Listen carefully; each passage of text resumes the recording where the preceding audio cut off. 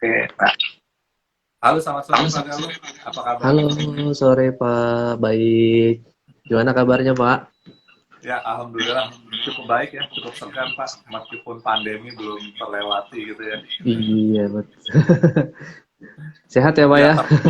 sehat semua Pak. Ya, kalau kita lihat perekonomian kita juga cukup sehat nih pertumbuhannya Pak, gitu ya. Cuma Iya, sekarang kan memang trennya arah suku bunganya ini udah mulai naik nih kayaknya. iya, Tetapi tabungan di bank itu kok banyak berita yang beredar belakangan ini ada yang memberikan 0% gitu kan. Kan ini sayang, lebih baik kita investasikan aja gitu Pak ya. Nah, sebelum betul. kita mulai Pak, bisa diperkenalkan dulu apa Setiabudi Investment Management ini profilnya seperti apa Pak? Oke, baik. Terima kasih Pak Yaji sudah kasih waktu buat kita nih Setiabudi Investment Management untuk teman-teman semua. Oke, perkenalkan saya dari Setiabudi Investment Management, Galuh Lindra. Kebetulan saya sebagai Senior Relationship Manager. Setiabudi ini berdiri tahun 2016 Pak sebetulnya, jadi sudah cukup lumayan lama lah ya. Dan saat ini memang kita fokusnya adalah punya produk-produk reksadana. Nah, di sini ada beberapa macam produk reksadana yang kita jual. Itu ada reksadana pendapatan tetap, reksadana campuran, dan reksadana pasar uang. Itu sih Pak. Mungkin Nah, dari ini saya cukup itu. Setiabudi ini apakah kantornya yang ada di Kuningan itu Pak? Karena saya dulu juga kuliah daerah situ nih. Iya, betul Pak.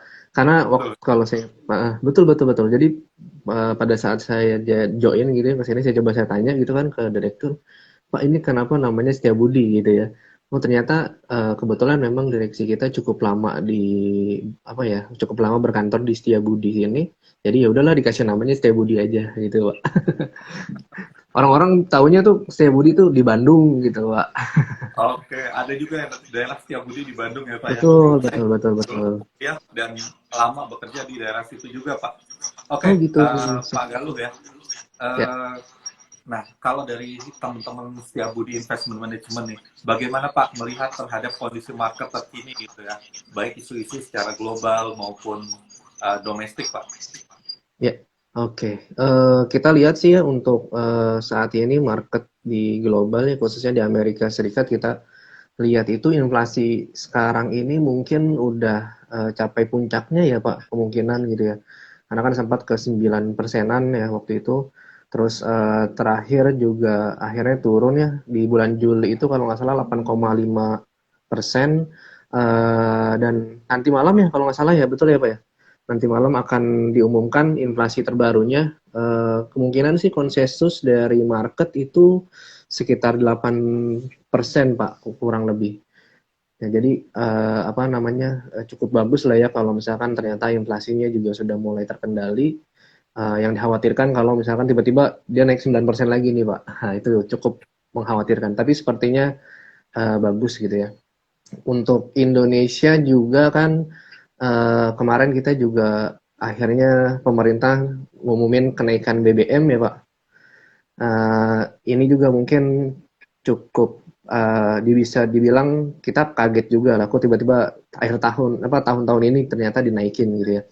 Nah, ini juga akan impact ke inflasi kita ya kemungkinan besar Pak. Itu bisa 7 sampai 8% untuk inflasi di Indonesia sampai dengan akhir tahun mungkin Pak. Nah, kemungkinan besar otomatis dengan naiknya inflasi sekitar 7 sampai 8% ini Bank Indonesia pasti akan agresif untuk naikin suku bunga sih harusnya. Gitu. Kemungkinan kalau dari kita lihat mungkin sampai dengan akhir tahun bisa total naik suku bunga kita total tuh 1% lah.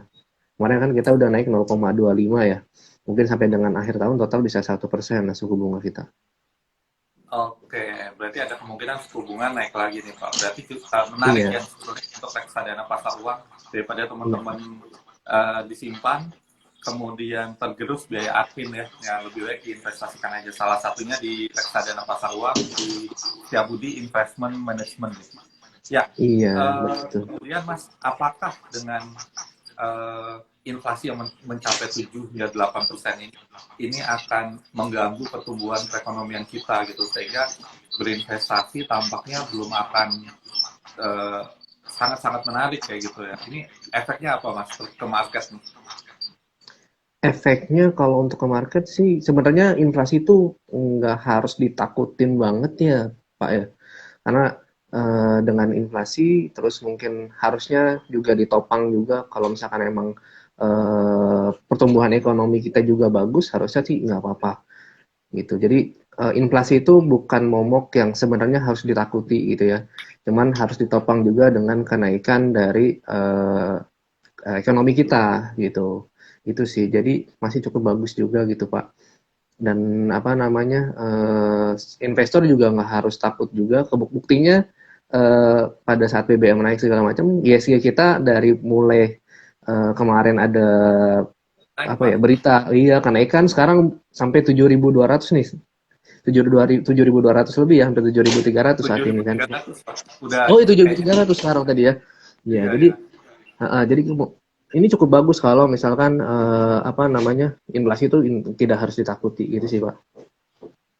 Iya, tampaknya ini karena daya beli masyarakat kita yang masih cukup baik gitu Pak ya. Dan ini kan bukan hyperinflation sebetulnya ya. Mungkin Iya. BBM kan mungkin nggak setiap tahun dinaikkan. 5 tahun juga, 3 tahun, 5 tahun juga mungkin cuma sekali gitu ya. Nah, selanjutnya ya sih akan bergerak normal sih tampaknya. Kita lihat kinerja emiten juga cukup bagus sebetulnya gitu. Nah, kemudian kalau kita lihat Pak, kira-kira untuk saat ini instrumen investasi apa yang perlu dilirik gitu ya? Misalnya ada reksadana pasar uang atau saham-saham chips gitu ya. Oke, baik. Untuk saat ini, instrumen yang bisa kita patut lihat itu salah satunya ada reksadana saham, Pak, gitu ya. Ini reksadana saham juga cukup bagus, terus ada reksadana campuran juga, Pak, dan terakhir bisa di reksadana pasar uang. Karena untuk reksadana pasar uang jelas ya, Pak, dengan naiknya suku bunga ini otomatis akan menjadi sentimen positif juga, Pak, untuk si reksadana pasar uang gitu. Itu, Pak, kalau dari pandangan kita. Nah, Pak, seperti kita ketahui kan beberapa bank besar ya, khususnya Bank Umum dengan klasifikasi buku 4 gitu ya, tidak memberikan Mm. bunga pada produk tabungannya. Nah, ini mengapa demikian ya Pak ya? Atau memang suku bunganya memang terlalu rendah atau seperti apa? Dan jika dikaitkan dengan reksadana pasar uang, apakah akan memberi dampak yang positif? Oke. Kalau misalkan untuk produk tabungan sendiri sebenarnya tidak ada kaitannya ya Pak untuk produk ke SDPU atau reksadana pasar uang gitu ya. Karena biasanya kan manajer investasi itu akan menginvestasikannya langsung ke produk deposito gitu ya atau obligasi yang jangka waktu temponya kurang dari 1 tahun gitu Pak. Kemungkinan kenapa banyak produk tabungan yang 0% bunganya gitu ya. Karena mungkin ya impact juga suku bunganya yang cukup rendah sih untuk kemarin-kemarin ya Pak. Gitu. Tapi kemungkinan dengan suku bunga naik ya harusnya agak sedikit ada kenaikan juga. Walaupun memang kalau tidak salah itu ada tiering ya Pak. Dengan tabungan minimal berapa juta gitu mungkin akan baru dapat 0,10% atau 0,15% gitu. Jadi tergantung berapa juta yang ada di tabungan kita sih. Betul gitu ya. Kemarin saya baca juga memang yang di bawah 50 juta kebanyakan 0% ya Pak ya. Sebenarnya kalau kita Betul. andalkan itu kan terpotong sama biaya admin gitu. Kalau di Biaya reksadana admin. uang mungkin setiap minggu kita akan lihat kenaikan dari investasi kita gitu ya. Betul, Nah, betul. Baiknya memang harusnya jangan di tabungan tapi investasi di reksadana pasar uang sih ya, Pak. ya betul. Kalau perlu di mix ya teman-teman ya, tabungan buat kegiatan sehari-hari atau Betul. dana darurat. Kemudian kalau investasi relatif aman di reksadana pasar uang, khususnya produk dari Setiabudi Investment Management yang ada di Ajaib. Pak, Ya, kalau jadi saya lihat ya di aplikasi Ajaib, berdasarkan kinerja produk reksadana campuran itu pertumbuhannya sangat tinggi, Pak. Mungkin mengalahkan kinerja IHSG. Padahal ini bukan reksadana saham ya, tapi reksadana campuran. Tahun tuh mencapai 25%. Kira-kira yang melatar belakangi pembuatan produk ini apa sih Pak? Gitu ya. oke, baik, Pak. Jadi untuk latar belakang pembuatan reksadana campuran kita itu adalah sebenarnya kita mau bervariasi ya Pak punya produknya. Nah, campuran kita ini yang saat ini memang sebenarnya fokusnya adalah untuk kebutuhan investor nih, kebutuhan investornya seperti apa, dan menyesuaikan dari profil risiko si nasabah tersebut. Itu sih latar belakang pertama. Nah, kebetulan untuk produk Setiabudi Dana Campuran ini, kita memang fokusnya adalah ke equity-nya, Pak. Gitu, makanya bisa dibilang cukup perform lah ya untuk tahun ini kita. Sampai satu tahunnya 25% gitu. Dan apa namanya, ke depan memang kita mau bikin produk itu, misalkan tadi ada reksadana campuran yang ini, kita fokusnya ke saham. Kita ada juga nanti akan bikin reksadana campuran yang memang lebih banyak bobotnya adalah ke obligasi. Seperti itu sih Pak. Jadi memang kita akan menyesuaikan apa yang dibutuhkan si nasabah tersebut sesuai dengan profil risikonya dia. Seperti Oke. itu Pak. Kira-kira strategi pemilihan sahamnya nih kalau boleh nyontek sedikit seperti apa nih, Mas Galuh? Misalnya ada sektor-sektor tertentu yang dilirik gitu. Oke. Oke, terkait dengan sektor apa ya yang kita atau strategi apa yang kita gunakan gitu ya Pak. Untuk saat ini sih memang dari tim fund manager kita apa ya, kita bisa dibilang ikut ke top down approach lah ya. Pendekatan top down approach untuk pemilihan sektor. Nah, pemilihan sektor ini yang pertama kali kita lihat cukup cukup selektif banget gitu Pak. Kenapa? Karena itu sebagai acuan pertama kita gitu. Nah, dari situ baru kita lihat apa yang sektor apa nih yang lagi positif gitu ya. Sektor apa yang lagi positif, terus selanjutnya kita lihat juga apa yang lagi menarik gitu ya. Nah, contoh misalkan saat ini gitu ya, untuk strategi si reksadana campuran kita. Kita lihat karena ada inflasi di beberapa negara gitu ya, terus ada komoditi juga naik, makanya kita ambil banyak ke sektor mining Pak untuk yang reksadana campuran kita gitu Pak. Oke, Nah, itu Mas. sih yang Ya, buat teman-teman sekalian ya, kalau ingin ada pertanyaan mengenai tentang kondisi market, investasi, dan lain-lain gitu ya, silakan bertanya di question box ya. Nanti akan saya coba bacakan ya, teman-teman ya. Oke, Mas Galuh, kalau kita lihat kan kinerja IHSG kita ini kan terus mengalami kenaikan gitu ya. Ini salah satunya ditopang oleh kinerja emiten ya, secara operasional bisnisnya juga sangat bagus. Bahkan ada beberapa emiten yang naik ribuan persen gitu ya. Menurut Mas Galuh, kira-kira uh, di tahun 2022 ini IHSG bisa sampai ke level berapa Pak? Kemudian sektor-sektor apa yang akan perform di sisa tahun ini Pak? Oke.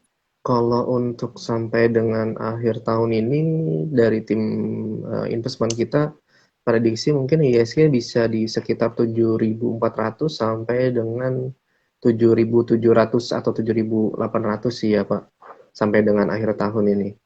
Karena kita tahu ya tadi udah 7.300 ya, kemungkinan base kita di 7.700 atau 7.800 gitu Pak. Untuk sektornya sendiri karena akhir tahun kita juga masih lihat mining juga masih cukup bagus. Terus ada perbankan juga Pak. Kenapa kita perbankan? Karena kan ekonomi kita nih udah mulai cukup tumbuh bagus ya. Biasanya kalau udah ekonomi kita cukup tumbuh bagus ya sektor perbankan inilah yang akan menopang lebih cepat gitu ya dibandingkan dengan sektor lainnya gitu Pak. Ya, sektor perbankan juga potensial nampaknya ya Pak ya, dan IHSG ada Iya, potensi juga di atas 7.400 gitu ya. Jadi masih ada iya, potensi. betul betul betul Pak. Ya, kemudian nih ada pertanyaan Pak uh, dari M Taufik Triandi ya. Kak, bahas Sido dong gitu ya. Kira-kira kenapa bisa anjlok banget gitu ya. Nah, ini kita di sini berbicara mengenai investasi ya teman-teman ya, terkait dengan reksadana. Kalau Sido ini mungkin bisa saya jawab sedikit ya. Ini Boleh karena boleh kinerja Pak. keuangannya, laba bisnisnya mengalami penurunan dikarenakan biaya bahan bakunya yang naik ya. Jadi selain karena valuasinya memang sudah di atas fair value, uh, tidak sesuai dengan ekspektasi para investor gitu ya. Tapi ini udah penurunannya udah mulai melanda ya teman-teman ya, seperti itu. Mas, kalau kita lihat ya, kalau dari reksadana ya, terutama reksadana saham nih gitu ya, Nah, nanti ini kan akan ada potensi The Fed akan menaikkan suku bunga gitu ya. Apakah Ya. reksadana saham ini akan mengalami koreksi yang lumayan atau gimana nih di akhir bulan ini?